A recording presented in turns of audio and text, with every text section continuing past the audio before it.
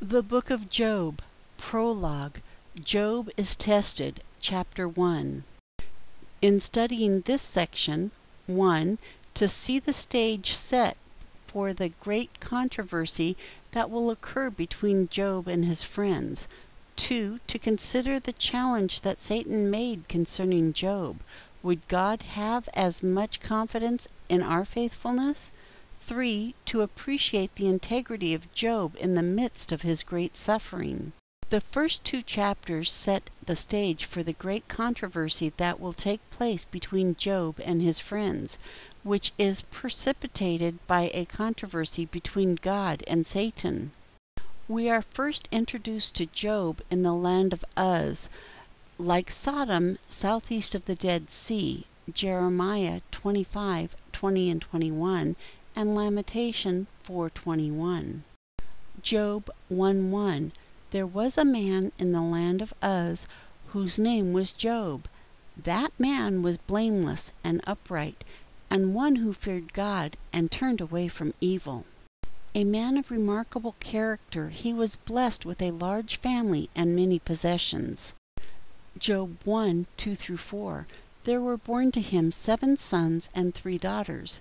His possessions were also 7,000 sheep, 3,000 camels, 500 yoke of oxen, 500 she-donkeys, and a very great household, so that this man was the greatest of all the children of the East. His sons went and held a feast in the house of each one on his birthday, and they sent and called for their 3 sisters to eat and drink with them.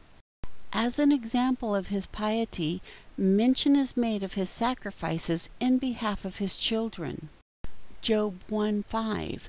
It was so, when the days of their feasting had run their course, that Job sent and sanctified them, and rose up early in the morning, and offered burnt offerings according to the number of them all.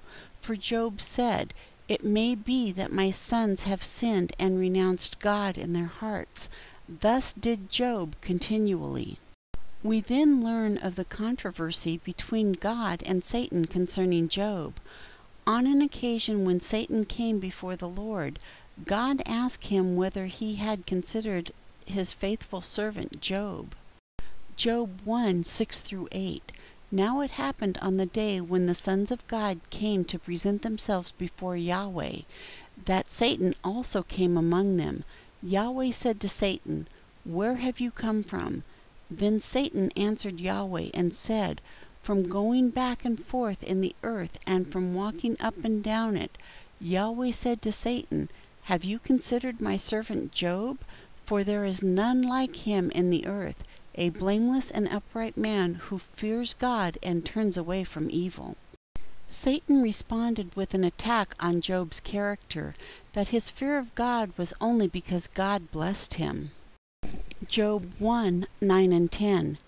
Then Satan answered Yahweh and said, Does Job fear God for nothing? Haven't you made a hedge around him and around his house and around all that he has on every side? You have blessed the work of his hands, and his substance is increased in the land.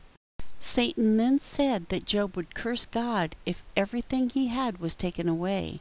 In response, God put all that Job had in Satan's power, with the exception of Job himself. Job 1:11 and 12.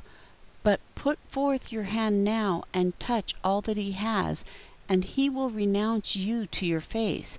Yahweh said to Satan, Behold, all that he has is in your power.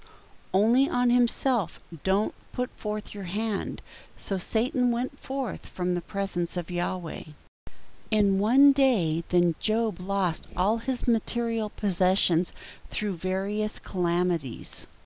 Job 1:13-15. It fell on a day when his sons and daughters were eating and drinking wine in their eldest brother's house, that there came a messenger to Job, and said, The oxen were plowing and the donkeys feeding beside them, and the Sabaeans attacked and took them away. Yes, they have killed the servants with the edge of the sword. I alone have escaped to tell you. Job 1:16 and 17. While he was still speaking, there also came another, and said, The fire of God has fallen from the sky, and has burned up the sheep and the servants, and consumed them. I alone have escaped to tell you. While he was still speaking, there came another, and said, The Chaldeans made 3 bands, and swept down on the camels, and have taken them away. Yes, and killed the servants with the edge of the sword. I alone have escaped to tell you.